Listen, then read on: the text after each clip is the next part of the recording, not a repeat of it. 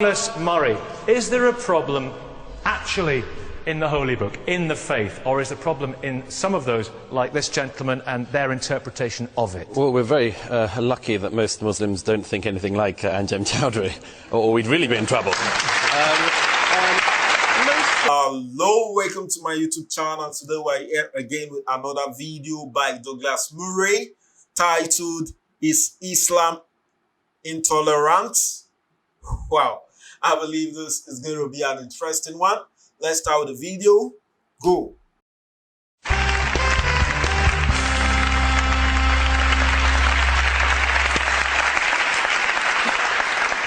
And that's not to mention a terrific audience here with us in York. Islamism has become a growing concern in Britain. We've all become more used to the sight of women veiled from head to foot, radicals holding placards saying things like, "Behead those who criticise Islam." Surveys suggest that 37% of young British Muslims want Sharia law in this country. Many people are now asking, is Islam just an intolerant religion? Anjem Chowdhury, you would be described by many as a radical Muslim, and you say that you adhere to your faith properly, and you believe, for example, in stoning to death for adultery, 100 lashes for fornication, and also death for those who abandon the faith, apostasy. You believe that? How can you say that this is a tolerant religion? Well, I think that one needs to appreciate that the word Islam is derived from the root word istislam, which means submission. Therefore, the Muslim is the one who submits entirely to the Sharia, the divine law of God. Hence, toleration is something which is, if you like, defined by Allah subhanahu wa ta'ala, God. Therefore, if something is in accordance with the Sharia, we tolerate it. If it is outside of the Sharia, we cannot tolerate it. Hence, for example, Islam will tolerate non-Muslims to live among the Muslims within the Sharia, under an Islamic state. Their life, wealth, their honor, their dignity will be protected. They will get the basic needs of food, clothing and shelter. But at the end of the day, we cannot tolerate adultery, fornication, we cannot tolerate apostasy, not because this is from our own whims and desires, but this is enshrined within the Quran and the Sunnah of the Messenger Muhammad. So what should happen to an adulterer? Well, the Messenger Muhammad sallallahu alaihi wasallam said that, as narrated in the Quran, that the one who commits adultery, he will be stoned to death, and the one who commits fornication, who is not married, they will get 100 lashes, and that will be done publicly. And for your information, if you look in the history of Islam, there were, for example, only about 60 reported rapes when the Sharia was implemented. There were only about 120 hands ever cut. So it is not only a harsh a punishment which is fitting, but it is also a great deterrent within society, and it will rid society of many of the ills that we have. I believe that Britain would never be better than when the Sharia has been implemented. Sorry, Anjem.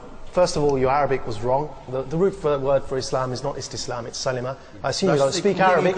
Secondly, it's not in the Quran that you have to stone to death. That's also wrong. I don't know where you learned Islam from, Anjem. It's probably from Umar Bakr Muhammad. But I'd just like to say that all religions... Is there stuff in the book? Is it in the Quran? All religions... Wait, 1 second, let's see what it says. I'd just like to say something here, that aside from his terrible Arabic, all religions are what their followers make them.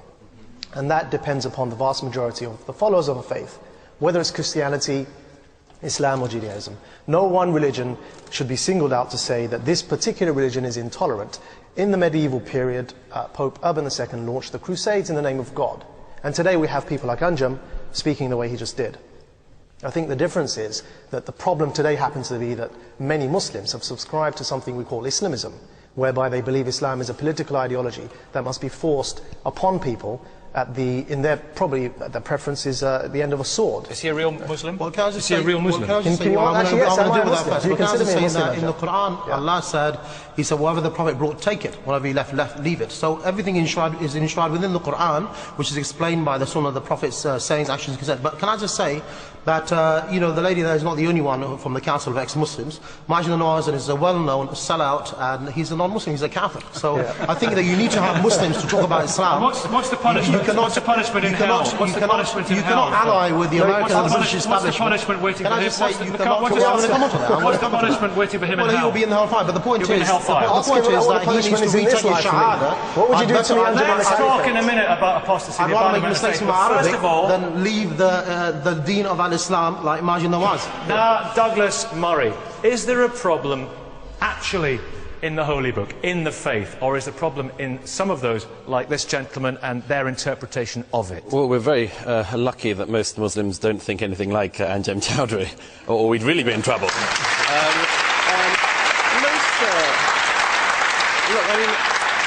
Most Muslims, both in Britain and across the world, are law-abiding, decent people for whom their faith is an important part of their lives. However, there is an awkward thing about Islam, which is that Islam's religion, its founder, was a more violent man than, for instance, the founder of Christianity. I'd give you an example. I mean, if Christ, I'm not a Christian, but I have no truck in this thing, but if Christ had been a warrior, had killed people he captured, Christianity's history would be even more violent than it has been. I'd give you one other example. When a woman is brought in adultery to Jesus, he says, he who's without sin casts the first stone. When Muhammad has a woman brought in, he orders her to be stoned.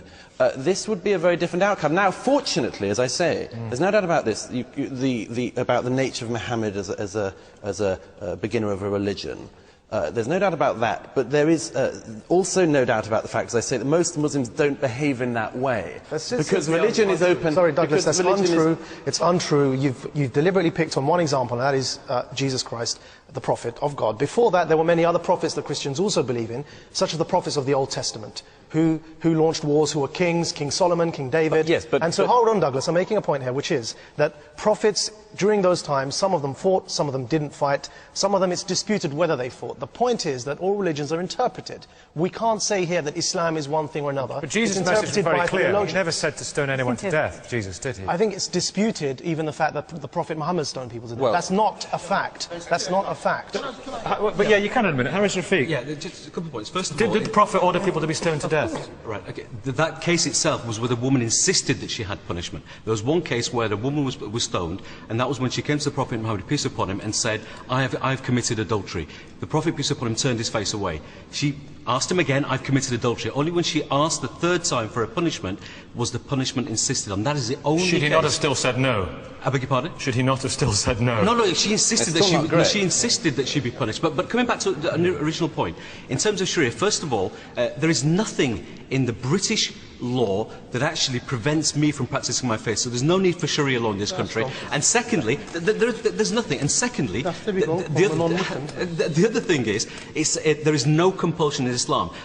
In terms of Anjem classifying myself or Majid or anybody else as a non-Muslim, Sharia, then maybe we could call you a Muslim. Well, at the end of the day, there are three things that make up a Muslim: Islam and Iman, and from that we get the Sharia. There's the other thing that Anjem seems to be forgetting about, that is tasawwuf, the state of ihsan, being a better human being, worshipping your Lord as if you can see him, because even if you can't, he can see you. That's how you treat your labours, the spirit of the law. Okay, what is the problem? Mariam, you abandoned your faith. Mariam, you're an ex-Muslim.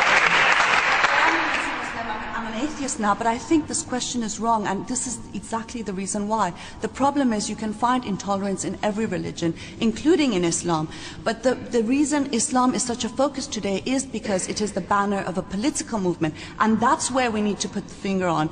Anjem Chowdhury represents that political movement, that actually, it's not a question of, oh, he's an intolerant man, we can just ignore him. The problem is that this movement makes laws, it actually stones people to death in the 21st century, it hangs 16-year-olds for acts incompatible with chastity. It denies women the right to divorce, to child custody. It imposes sexual apartheid on millions of people. We have to make a distinction between Muslims... So it's not to do with Islam, it's to do with people like him?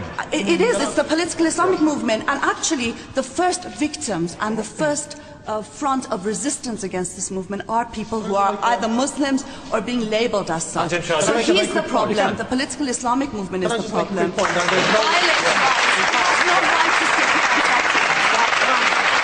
I just like to make the point that people say that you can be a gay Muslim, you can be a political Muslim, you can be a radical Muslim.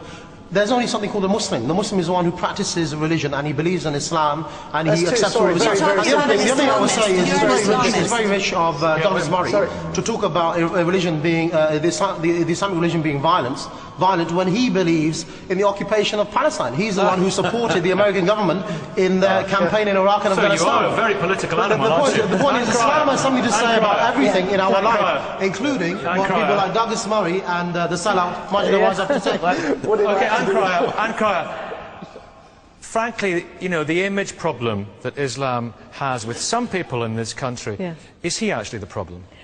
Yes, I'm afraid to say people like him. Mr. Chowdhury is the problem because I have 20% of my constituents are Muslims, and of those 20%, I would say the vast majority have very similar views to myself and other friends here today.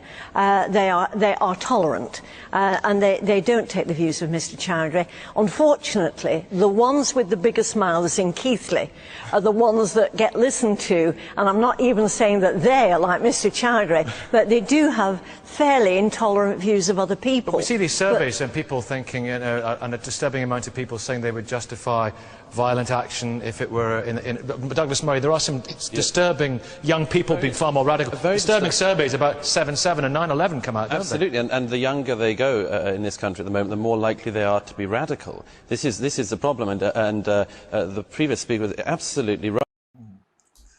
Wow, what an interesting debate. You can tell this was really, really heated. Wow.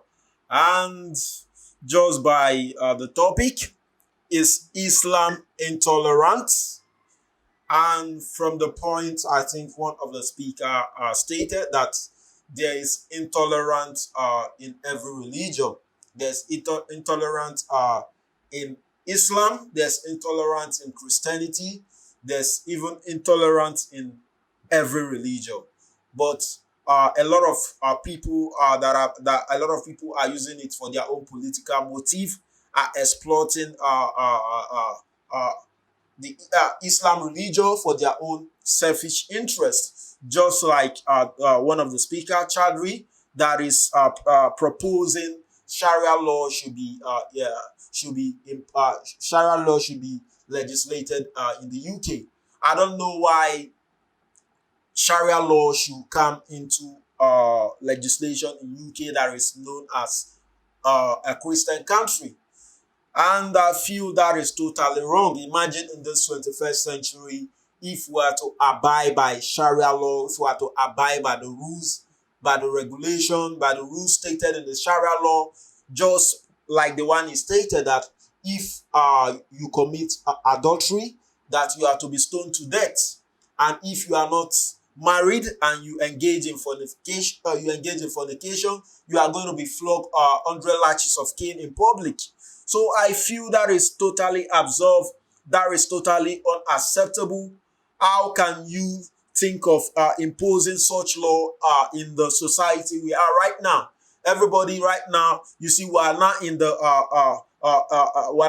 in the civilization that everybody have to be able to accommodate each other, and you can imagine someone that called himself a true worshipper of Islam proposing such law should be imposed in UK. And I believe if it's not comfortable with UK culture, if it's not comfortable with UK tradition, if it's not comfortable with UK value system, I believe it should go elsewhere. It should go to a Muslim country where he can practice his faith properly, where no one is going to challenge him for his action. No one is going to challenge him that why are you bringing the Sharia law? Why are you talking about the Sharia law? No one is going to challenge him about those words. No one is going to challenge him about those actions. So if it's not comfortable living in the UK, I believe it's better he goes to a Muslim country where he can practice his faith, where no one is going to challenge him, no one is going to question his action.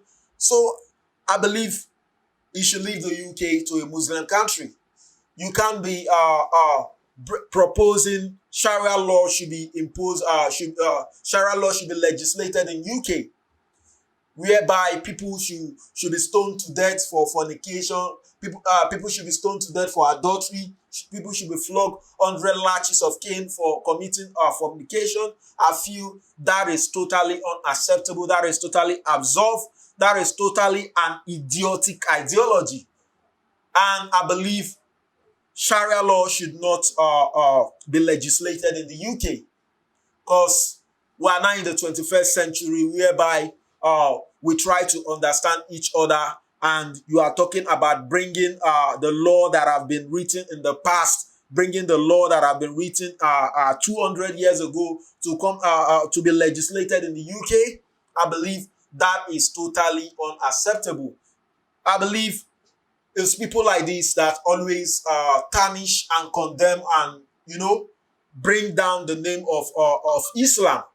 People like this that always bring down the name of Islam. Other Muslims are not like this. And I believe a lot of Muslims don't share this view. A lot of Muslims don't share this view. I don't know if he call himself a true worshipper of Islam. He call himself a true worshipper of Islam. He believes in the Quran and is proposing the Sharia law should be legislated, whereby people who commit adultery will be stoned to death. People who engage in fornication will be flogged 100 lashes of cane, and at the same time, people who decide to leave Islam religion will be killed.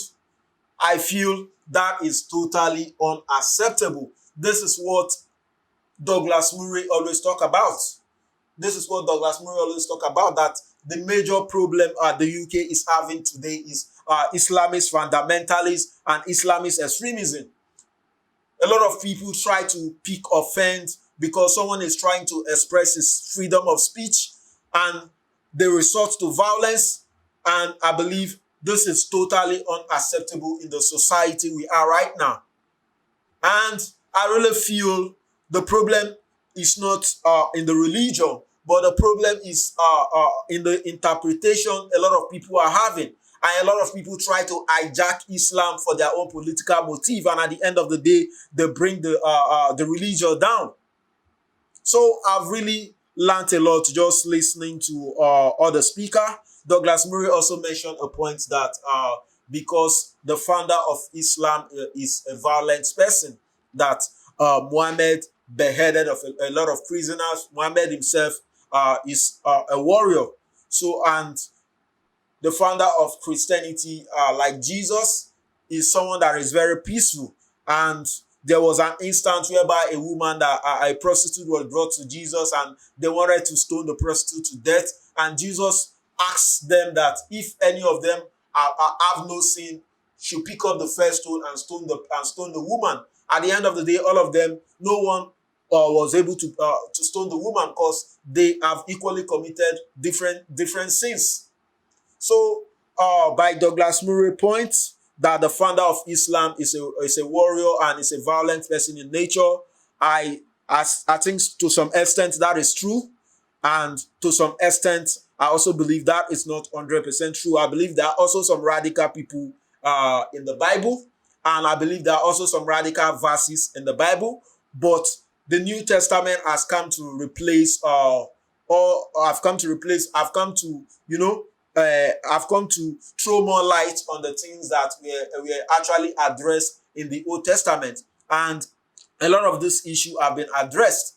But in Islam, they believe the Quran was actually dictated to Prophet Muhammad by God. So because of it, they see no reason why to call for a reform. They see no reason why to address these violent verses. And because of that, a lot of people, because of their own selfish political motive, they tend to hijack the religion. They tend to take certain verses from the Quran out of context and use it for their own selfish motive, which I believe is totally wrong. I believe the problem is not inherent in Islam itself. The problem is inherent in the people that misinterpret Islam for their own motive.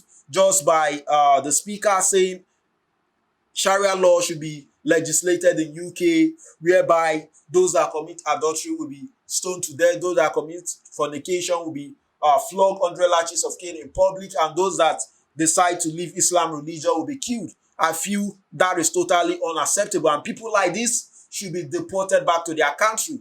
People like this should be sent to an Islamist, to a Muslim country where they can practice their faith, where no one is going to challenge their action, where no one is going to question their action, instead of them coming to impose Islamic law, coming to impose laws that are associated with Muslim countries into UK. I feel people like this should be sent back to where they are from. Wow. So keep the comments coming. Let's get the conversation rolling. Don't forget, click on the subscribe button, click on the like button. Do have a nice day. Yeah.